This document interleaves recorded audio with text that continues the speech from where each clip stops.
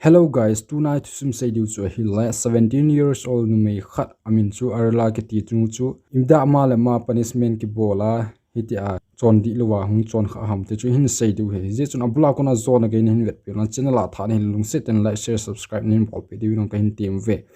thosim chu hi le pantaw te movie ki pana ko na hi ga ve na hi le birthday party khat min chi birthday party a chu arla le aloi ho chu akimu arla le aloi ho chu cha party a chun ama ho chun last samin num ten amang ta win hi chom kha zo chun arla chu aloi ho hin zu ton ding in a seitan hin arla chu anu chom kha hung che zo kin hin arla hin ke in langa che tang ka te aji chu kanu la ka pa hin a hol hin roten lung boy kha win te tin aloi ho kom chun seitan hin aloi ho chun chom khat hungai ta di in tua ki pan pana tin arla yong chu milo chal khat hi je chun ama thu sei dang thu la lo tabang mi chun hi je chun amang chu thip be chan chi tan he a chi chuwa hin thip be bu mun lai hin parta ko na chun hung do tan he parta ko na hung do zuwa chun lampi lang chun hin chun tan he bus stand chun gari chu nga tan he emang gari chu hung sot ta anga zuwa hin gari khat hung in car khat ama ko ma chun live in thu min in langa chun hin chun tan he laya sina hi ga mu kinal apa hin in chunga ko na lampi lang chu anakal dot tan he arela chu garia ko na hungkum mu phan chuna pa chu in sunglanga hungin arela chu garia ko na hungkuma in lang chu hin zon ta ni kolga hona la pa chu ki mu pi in apa chun hoya ko na nung ham ati ta ni dan hung ge ham ti ho chu dong ta ni ama arela chu im cha sei ta puni thi be bu yang ta ni chom ha zo chun apa hin koi ham nehing tha pa chu ati ta ni arela chu thi be cha umin apa chun hello lamin anagel kit ta ni mito intimate juan hung ham ti lang sang hen gel tan he zia chu apa chun arla ko man to ka chu su ni ti ta ni ahin arla chun ave denin chom kha jo anu chun ipi on chun bol ham ti ho chu ti ta ni apa chun anu ko ma thip be in aji chu apa he police khat ni hin police officer khat ni hi je chun a strict ni ten thil bol khela la in sumi te chu punishment pg in ti hi film a hi ga he kin di hi jiwa chu arla chu upai umlo phana mi hli so lewa tia chu dinga toka chu apa se chu bol tan hi bol jawa chu apa chun cheng ki tan tin a cheng ki tan hi chum kha chun apa chun in sungna kona che aba che hin lain atoka sangkhol ho chu chep sikam tan hi cha chu punishment dang khat pikinin chitoka si ho chu chitoka chetel sangkhol te chetel ho chu chisangkhol toka ho chetel jawa chun apa hin punishment dang khat pikinin rut langa jingka gupin chen na din de ti tan hi arlang chu ipi se ham tile hepa ka kipa e ta ni lang sei ti he lo je chun ti chu sein amang chu ru langin che ta ni ru langa chi in gari ami to ho chun ve in tin amang chun pol di he lo mana chu ru na chu imalim sim ta ni asim zo hi jingka hung hi pha jingka gubin hung hi pha nai apa hin hung ko win sai punishment khat pikin in chi punishment chi pham dala minute khat sunga lup na chu a he tu ding tin punishment khat pikit ta ni cha chu ahin pan hon tan arlang chun azo kit ta pun hi azo hin khop wal tan hi chiwa hi apa hi police na an to ji ha chu aloi hon hin phone tan hi aloi hon hin phone ja chaman chu gang chala chi ra pot do tan hi chi next scene hin iga vet kinal arla le anaw nu le anu hi hoilam khana picnic ta banga chi na wa ahung kle langa hi ipi hung tam te lampi chu block tan hi songi an umin songi ki ka chu gari chu tol do ding hi je chun arla chun gari chu tol je chun anu chu kumin signal pitan hi lang hin tin he in ti a seitan hi a sei lai ta arla chu benga kona chu akyang chu ki chu pela escalator lang chu kimi kha phana chun gari chu phona chin anu chu tat tan hi anu chu gari noi lang tan chom kha jawa chun arla te ni on chu naw nu to kum hon anu chu gari sungin koi hon tan hi akoi jawa chom kha jawa hi hospital lang chu ni hospital a chu akoi hon tan hi akoi jawa hi mi khat police khat hungin ma hin seitan hi ti nanu he koma a chetan i ta phatding im cha ki sei thei poi ti hin sei phana chu arla chu lung nawal hi aji chu ma thip mo ji a hi ji achun lung na in punishment ni ding chu agial tan hi aji chu apa hin punishment na pi ji in thil bol khela le ji chu chong chu bol khil len ta hi ji achun punishment mu dinga chu ki gong tan hi chom kha chawa hi in langa kona pi hin phonin cha arila le anaw nu chu in langin chi hon tan hi in langa chi honin api hin bu thu in akoi pi tan hin bu ne ding in ahin ko tan hin lai a hi arla hin yang si sina aji cho aman thil ball khil ji punishment ne thei hi ji achon thil akili alin ball tan hi abu kong pe cho ale in bunelowin ama cho pot dokit tan hi champhat cho hi apa lang ki mukin apa ko ma hin thil jo si dan ho cho sei tan hi a hi wanga apa hin punishment pi apita pun hin aji chu punishment pi an lap na umlo ji chu punishment pita pun ama cho arela in sei te phana cho apa chon thip be in tin ama cho fon hung kit pana cho ama cho pot dokit tan hi chai arela hin ep gyal tam tile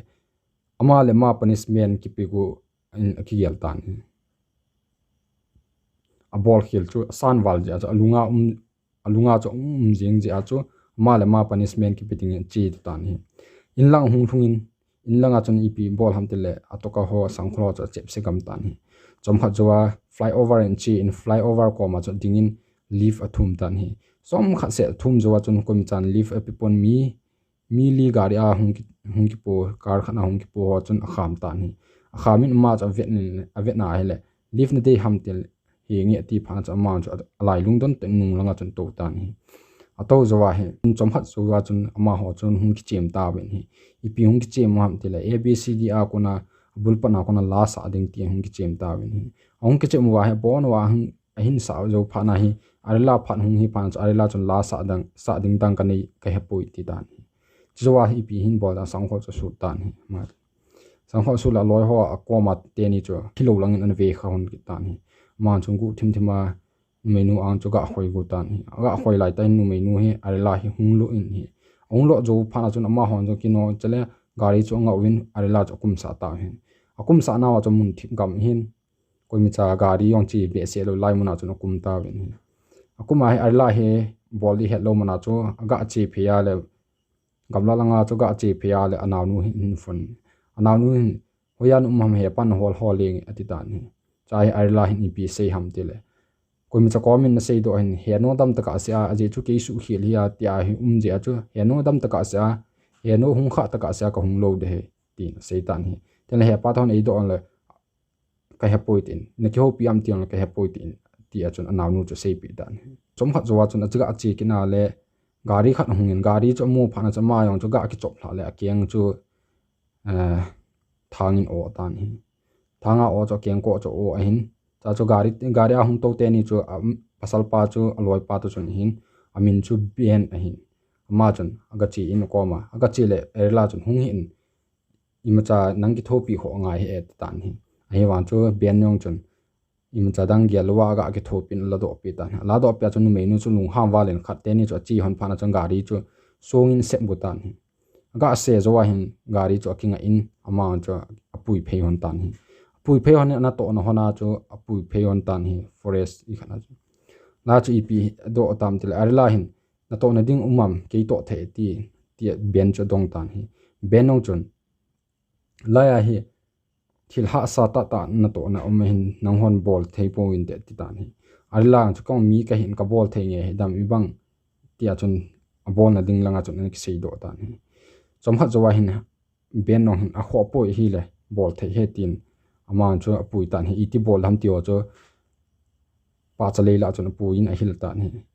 hel zo chom khat zo hin apalang in sungmi te lang cho hum do kinin apa hin anaw nu chu dong tan hoila ma ham nu he ni ho pi kham ti la anaw nu chu ki ho pi poi tin sei kit tan hi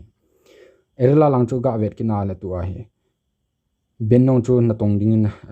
I mala ding in langa chun che tan hi cha chu a guest house wa chu an aloi pa na tong pa le ama bo chu nu me nu bo chu kit tan hi chai aloi pa chun mun dap na freeze na la chu borop ho na la chu na tongin chipe na chun arla alu tan hi alu nin cha chu adong tan hi iti nang cha hin na to ham dap ti ho adong tan hi ado do an last na chun arla yong hin ti lang sang nei bol en tin sei tan hi ahin wa chun pasal pa chun iti ken cho ka bol thei tham tin ahi wa chu arla chong sut pha chun pasal hi na chun zo ta pon hi ama chun akai phei tan hi arla kai phei zo hin aga nai go na hi le pasal pang chu thil dang khat hin gel do kinin cho hai bol lo de ti ho hin sei ki ta ni ain sei zo hin pasal pa hin ti ding hin hi ale cha in thei lo de tin sei ta ni ar la ong chun cha chu den pasal pa cha pot do ta ni chom kha zo ben hi ong lu nin ben hin nu mei no cha ar la cha ko ta ko le ar la chun adon but lo ji a chu ben nong chu asunga chun lu tan hi brok na chun alut zo hin arila chu sangkhol su na borop ko ma chu an ta ni cha chu ben hin ibda ti a chu ham ti ta ni cha chu im lo se pin a sei pe chu a hi lo ngin pot do han ta ta ti phana chun ben chun arila chun nom ta po ni cha ko de ti ta ni cha chu ben non chu lung si wala tia chu nang no dinga lo kong ka von ho ki su ning kong ka to de ta ti phan chun arila chu pot do ding anom ta ni cha hung pot do zo hin ben hin atang i ma cha bol pon erla cho in langin pui tan hi in langa pui zo hin aina chun hon tan cha to khom hin ben nong chun radio khat hin do in cha chun la hla tan hi la hla han angai honin thakana hung to khom hon tan hung to khom na chun hung ki koi to honin ta chu hung bol hon tan hi intimate lang sang hin bol hon tan hi in bol zo hi ben nong cho rom langa chi ki tan erla ong chu ong va do ben roma cho ga che go na la ben rom ma sanga cho army ho article kisun amu tan hi articles kisun amu phana chun police ho article kisun amu phana chun ama cho lung nun mo tan arlang chu cha ko na ben inna ko na cho azam do kit tan hi azam do zo hin tamun thip gam la tabang hin cha hung na in mi khat mu kin hi leaf athum min hi wan chu kom chan pe lo mi khat in leaf apitan hi leaf apia hi amao chun apui phein gamla langa chun apui tan hi cha gamla langa ga apui nai hi apa hin anaw nu cho dong ki ta ni no na kho pi ta ha na ki to ni kho pi lo ham ti ho adong chin ta ni do che phana chon ni ve thum ve do phana chon anaw nu chon sei do ta ni he nge ka ki ho pi ka u hin ya no adam do ta ka sa ka hung lo de tin sei ta ni achanu ani nu to chon apa chon gari in to hanin aloi ho ko ma chon chinam bor hi track in thi sei pi ta ni cha hin track jo wa hin achanu number cho track to ta ni track don azui pan ta ni azui a hele erla cho pasal pa hot pasal khat to chun gamla langin chi hon na he chom kha set chi zo na he gari kinga ta ni gari kinga zo chun pasal pa chun hungin ke kum ma sen kanu nung hin ju in ti ta ni erla chun gu thima pa cho phone ta ni phone jo hin ki ho pi lo wa tia cho pan receive ma hello ti ta ni ai wa chu erla cho ima cha sei lo apa chun ho yang ai wa tia cho phone chu ona ta ni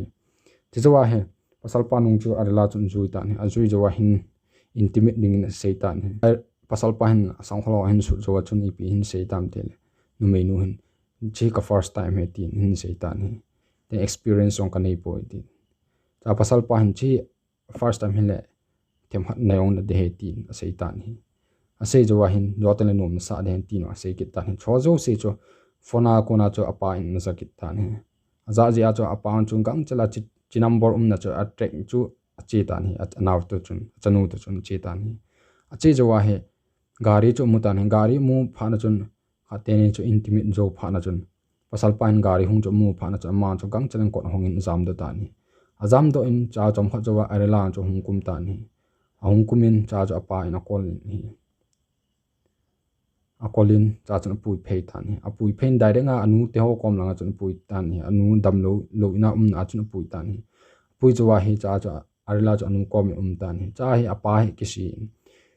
ki strict sa walong e phapoi ti hi amano ki head do in ji a chu next time akona ti a chu strict be se lo pan ta ni cha head deu chu le strict wal ji a chunu chu ti a chu punishment mu yang ahin mu lo phana chu amang ki tim zo lowa thil bol khel ja chu ma le ma punishment ki bol hi ti hi chi thusima chi filma kona iman do we ti hi kain he sa ka ki pa bula kona zona gain hin we jen ki pa thu kan se